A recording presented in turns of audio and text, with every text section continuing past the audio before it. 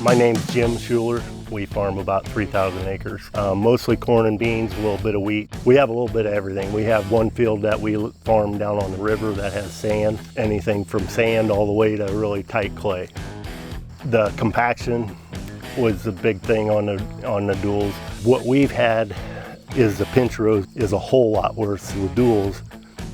We have a quad track tractor also, and the tracks going down the road aren't as good. I think if we ever get rid of it, that we would look into the bigger tire tractor instead of the tracks. The difference in the price, you could put the 1400s on cheaper than you could put tracks on.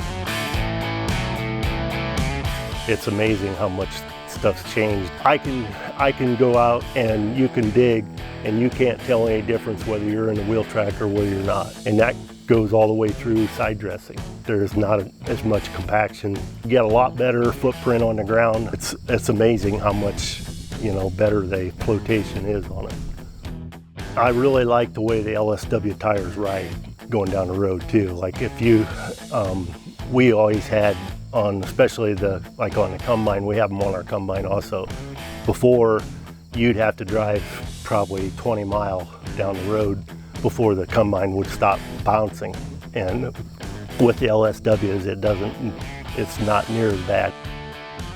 We put the air system on when we did the tires. It's basically, there's an onboard air compressor that runs off hydraulic. There's a monitor in the cab that you can adjust the different air pressures. If I get ready to, if I start pumping the tires up, by the time I get the planter folded and everything, it's pretty much ready to go down the road. 90% of the people are probably running too much air in the tires in the field. I think that's a big thing. The ag specialist really helped out when we first put the tires on.